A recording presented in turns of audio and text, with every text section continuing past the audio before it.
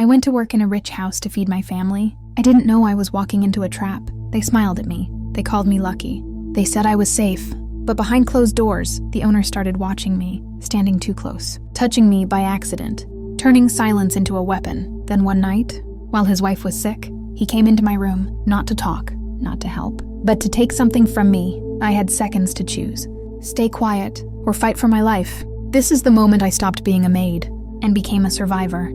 I wake up before the house does. Not because anyone tells me to, but because my body learned, a long time ago, that survival begins before sunrise. The thin mattress in my small quarter presses against my ribs as I turn to silence the cheap alarm on my phone. The screen is cracked, the numbers blurry, but I know the time by instinct. 5:12 a.m. The big house is still asleep. I sit up slowly, careful not to hit my head on the low ceiling. My room is really more like a storage space that someone decided was good enough for a girl like me. A narrow bed, a small metal cupboard that squeaks every time I open it, a single window with bars facing the back wall of the property. No sunlight reaches it properly, just a pale gray glow in the mornings. Still, it's mine. I splash water on my face using the small plastic bucket I keep beside the bed. The water is cold. It shocks me awake, makes my breath catch for a second.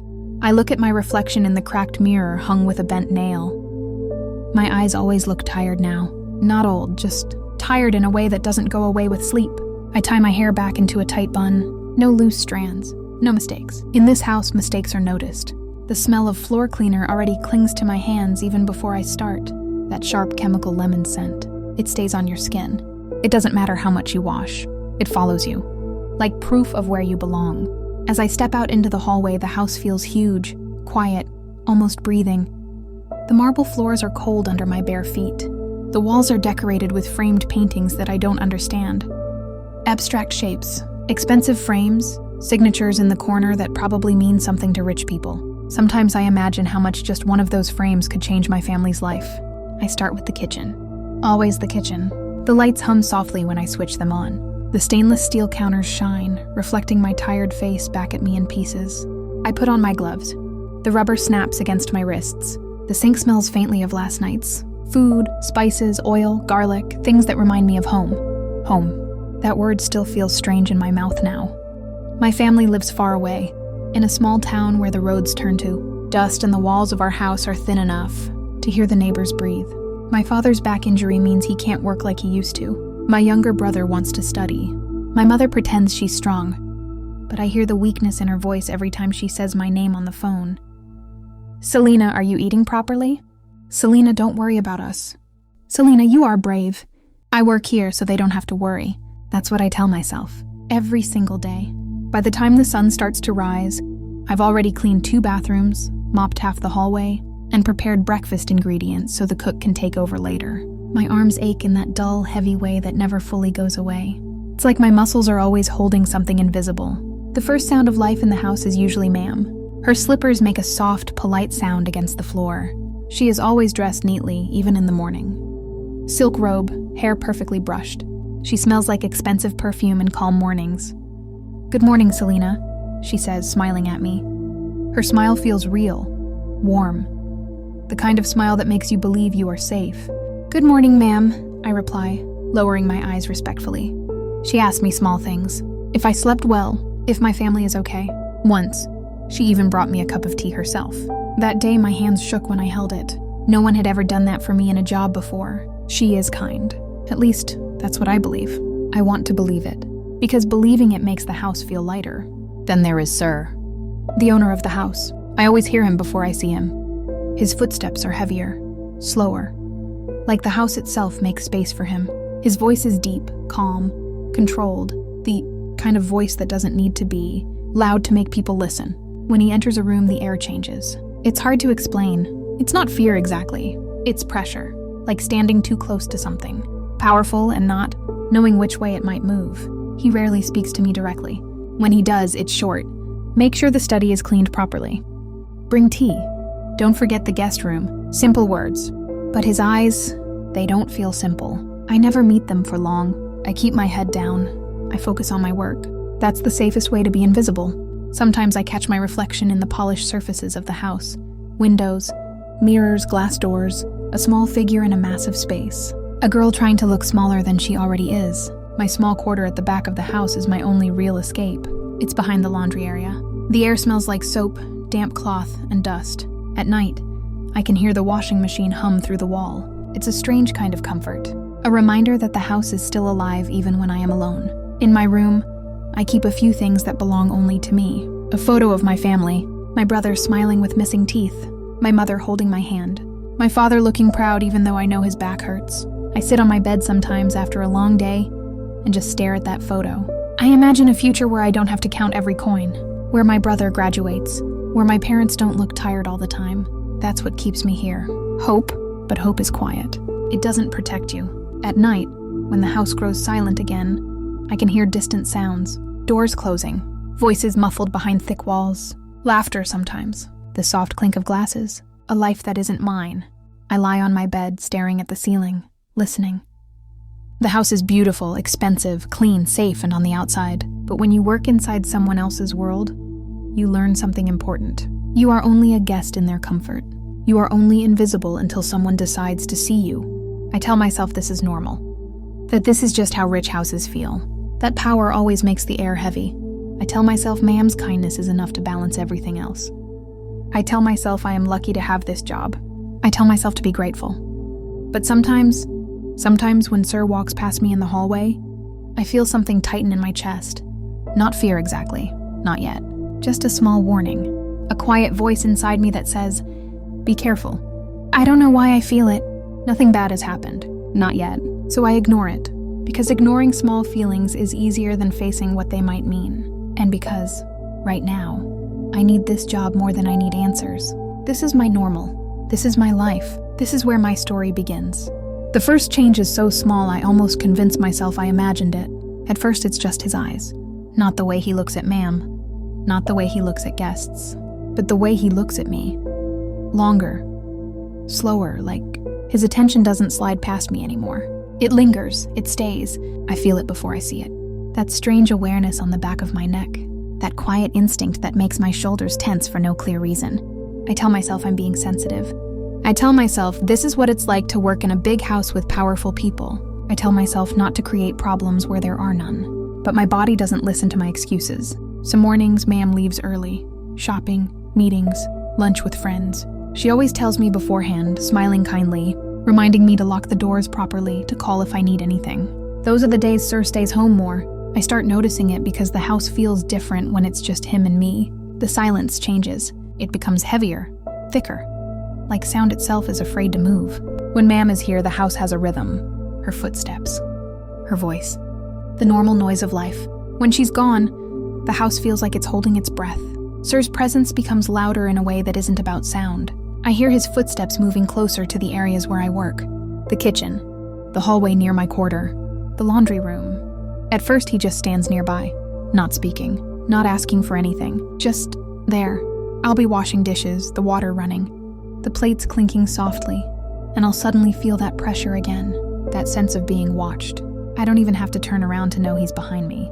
My back tightens. My hands move faster. I focus on the bubbles, on the heat of the water, on anything except the space between us. Sometimes he clears his throat. Sometimes he shifts his weight. Sometimes he says nothing at all. The silence between us feels louder than any conversation. One day, in the kitchen, he stands so close that I can smell his cologne. Sharp, expensive, it mixes with the smell of food and cleaning spray, creating something that makes my stomach turn. I step slightly to the side, trying to give space. He doesn't move. Our arms almost touch. Be careful with that, he says calmly, pointing at a knife on the counter. I nod quickly. Yes, sir. My voice sounds smaller than I want it to.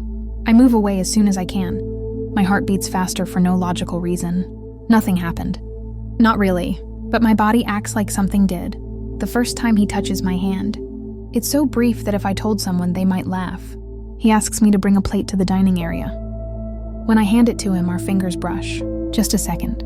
Just skin against skin. But instead of pulling away instantly, his fingers stay there a moment too long. 1 moment.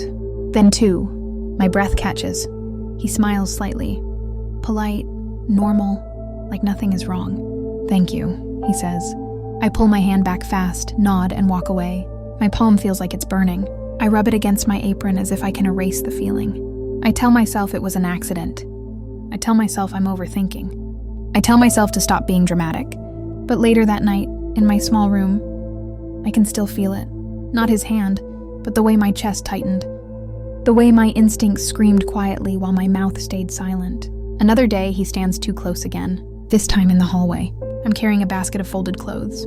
He steps aside, but not enough. I have to squeeze past him. As I pass, I feel his shoulder brush against mine. Not hard, not rough, but intentional. I know the difference. My stomach drops. My fingers tighten around the basket. I walk faster, pretending I didn't notice. The house begins to feel smaller. Not physically, emotionally. Every room feels like a place where he might appear. Every corner feels like a blind spot. I start planning my movements. I choose longer routes. I stay in areas where other staff might pass through. I avoid being alone when I can. But there are moments you can't control. Sometimes it's just him and me. In those moments, the silence becomes unbearable. It stretches between us. It presses against my ears. I can hear my own heartbeat. I can hear my breathing get shallow. He asks simple questions. How is your family? Are you comfortable here? Do you like working for us? On the surface, they sound kind. But the way he looks at me while asking them makes my skin prickle. His eyes don't just listen to my words. They search my face, my reactions, like he's measuring something inside me. I answer politely, carefully. Yes, sir. They are fine, sir. I am grateful for the job, sir. Grateful. That word becomes a cage. Because I am grateful. Because I need this job. Because my family depends on this money. That's how I silence my fear. I tell myself, don't cause trouble. Don't misunderstand. Don't lose this opportunity. But my gut doesn't care about my logic. My gut feels him watching me even when his back is turned. My gut feels the shift in the air when he enters a room. My gut feels the difference between safety and danger, even when danger is quiet. One evening, I'm cleaning the study, dusting shelves, organizing papers. The door is open. I make sure of that. I hear footsteps. I expect another staff member. It's him. He stands in the doorway, arms crossed, watching me work. How long have you worked here now? He asks. Almost 3 months, sir. He nods slowly. You are very dedicated, he says. The way he says it makes my throat dry. I can't explain why. The word sounds heavier than it should. Thank you, sir. He doesn't leave right away. He stays, watching. The seconds stretch. My hands shake slightly as I dust. I drop a cloth by accident. When I bend to pick it up, I feel his eyes on me. Not just seeing me, studying me. I stand up too fast. My head feels light. Is everything okay? He asks, voice smooth. Yes, sir, I say quickly. I want him to leave. I want the room to feel normal again. Finally, he steps away. I release a breath I didn't realize I was holding. That night, I lie in my bed staring at the ceiling, listening to the house. The washing machine hums in the distance. The pipes creak. The wind brushes against the walls. But underneath all that, there's something else. A feeling, like I'm not alone even when I am. Like the house itself is watching me. I start locking my door at night, even though no one told me to. I push a small chair against it sometimes just to hear if it moves. I feel foolish. I feel paranoid. But I also feel safer. And that scares me. Because people who are truly safe don't have to create safety for themselves in secret. Ma'am still smiles at me. Still asks about my family. Still treats me kindly. Sometimes I almost want to tell her, not about anything specific. Just about how the house feels different. But what would I say? He looks at me in a way I don't like. He stands too close. He makes me uncomfortable. Those words feel small. Too small to protect me. Too small to justify losing my job. So I keep quiet. I carry my fear like a hidden bruise. Not visible, but always there. I learn to read his footsteps. I learn the sound of his door. I learn how to disappear in plain sight. But no matter how careful I am, the feeling grows. The feeling that I am being noticed in a way that has nothing to do with my work. The feeling that my silence is being taken as permission. The feeling that something is changing. Slowly. Quietly. Dangerously. I still go to work every day. I still clean. I still smile. I still say, yes, sir, but inside a voice is getting louder. Not screaming, not yet, just whispering. This is not safe. This is not normal. Be ready. I don't know what I'm being ready for. I just know my body does. That night, the house feels different before anything even happens. The rain starts softly. Not loud, not dramatic, just a steady, quiet tapping against the windows and the roof. The kind of rain that makes everything feel sealed off from the world. Like the house is floating in its own private silence. Ma'am is unwell. I know because I helped bring her medicine earlier. Her face looked pale. Her voice was weak. She thanked me softly and told me to get some rest once my work was done. Go to your room early tonight, Selena, she said. You've worked hard. I nodded, feeling a strange mix of relief and worry. When Ma'am is sick, the house feels unbalanced, like one of its pillars has quietly stepped away. I finish my last small tasks and go to my quarter earlier than usual. My body is tired. My arms ache. My head feels heavy. The rain makes everything quieter, more closed in. I lock my door. That small click normally gives me comfort, that thin layer of separation between me and the rest of the house. I change into my nightclothes and sit on my bed, scrolling through my phone. A message from my brother, a picture of his school notebook. My chest tightens with love and worry at the same time. I'm about to lie down when I hear it. Footsteps. Not passing by, not distant. Stopping, right outside my door. My heart reacts before my mind does. It starts beating faster, harder. My fingers go cold. I hold my breath without realizing it. There is a knock. Soft, slow. Selena, his voice says, calm, quiet. My stomach drops. I don't answer right away. My mind races. Why is he here? Why now? Ma'am is sick. It's late. This is my private space. Selena, he says again, open the door. My hand shakes as I stand up. My legs feel weak, but I force myself to walk to the door. Yes, sir. I ask through the door. I need to speak with you, he says. Can it wait until morning, sir? My voice sounds smaller than I want it to. There's a pause. Then, it's important. Something in his tone has changed. Not loud, not angry, just firmer, more certain. Against my better judgment, I unlock the door. The moment it opens, I feel it. The shift in the air. The pressure. He steps inside without waiting for permission. This is my room, my only space, and suddenly it doesn't belong to me anymore. He closes the door behind him. The sound is soft, but in my chest it sounds like a slam. Sir, ma'am is not feeling well, I say quickly. If you need something, this is not about her, he interrupts. His voice is lower now, quieter, too controlled. He looks around my small room. The bed, the cupboard, the photo on the wall. My private life exposed in seconds. You live very simply, he says. Yes, sir. He steps closer. My back touches the edge of the bed. I didn't realize I was moving backward. My body is reacting on its own, trying to create distance that the room doesn't have. You work very hard, he continues. You deserve better. My heart is pounding so loud I'm afraid he can hear it. Thank you, sir, I whisper. He's close enough now that I can smell his cologne again. Strong, heavy. It fills my lungs and makes my throat tight. I can help you, he says. There it is. That shift. His eyes are different. The politeness is thinner now, the mask slipping just enough for me to see what's underneath. I don't need anything, sir, I say quickly. I'm grateful for my job. He smiles, but it doesn't reach his eyes. Don't be naive, Selena. The way he says my name makes my skin crawl. He steps even closer. There's no space left between us. My back presses against the wall now. Cold, solid, trapped. Sir, please, I say. My voice is shaking now.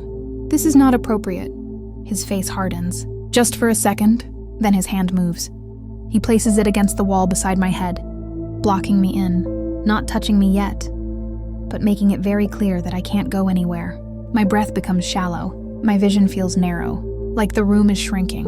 Relax, he says quietly. You're making this bigger than it is. My instincts are screaming now. No more whispers. No more small warnings. This is loud. This is clear. Please move, I say. I need to go. He doesn't move. Instead, he steps closer. His body blocks mine. I feel the heat of him, the weight of his presence. My hands start to shake openly now. I can't hide it anymore. Sir, I say again, louder. Stop. That's when his tone changes completely. His voice drops. The softness disappears. Don't make this difficult. In one sudden movement, he pushes me back. Not gently, not slowly. My back hits the wall harder. The breath leaves my lungs in a sharp gasp. For a second, everything goes white. My ears ring. Before I can recover, he grabs my arm. His grip is strong, painful. Let go of me, I cry. My heart is racing so fast it feels like it might break out of my chest. He tries to force me toward the bed. That's when fear becomes something physical. Not just a feeling, not just panic. It becomes energy. It becomes survival. I twist my body, fighting against his grip. My foot hits the edge of the bed. I almost fall, but I use the momentum. I scream. Not a polite sound. Not a quiet one. A real scream. From deep in my chest. From pure fear. He curses under his breath and tries to cover my mouth. That's when I act without thinking. I bring my knee up hard. Not perfect. Not planned. Just desperate. It connects. He gasps. His grip loosens for a second. That second is everything. I shove him with all my strength. He stumbles back. Not far. But far enough. I run.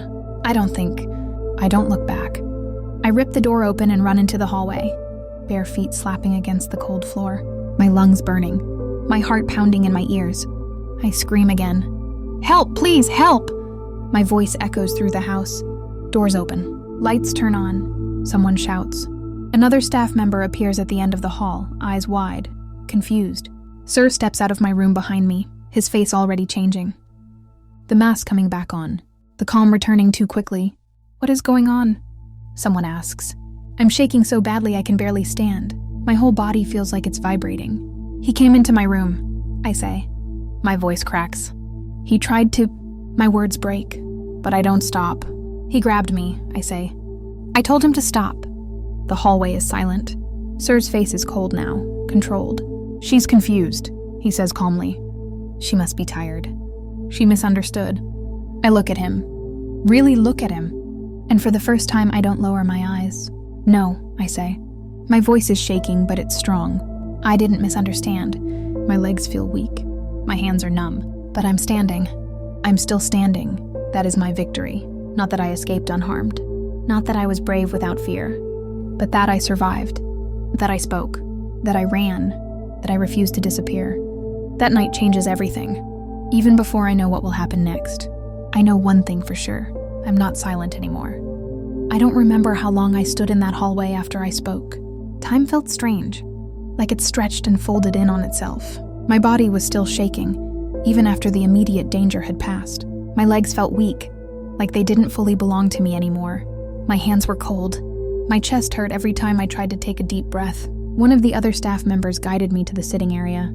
I sat on the edge of a sofa that was too soft, too expensive, too clean for what I felt inside. My mind kept replaying everything. The door closing. The wall. His hand. The way my heart felt like it was trying to escape my body. I couldn't stop shaking. Someone brought me water. I held the glass with both hands, but it rattled against my teeth. The water spilled a little. I didn't care. Ma'am came out of her room later. She looked tired, pale, confused. When she saw my face, something changed in her expression. She asked what happened.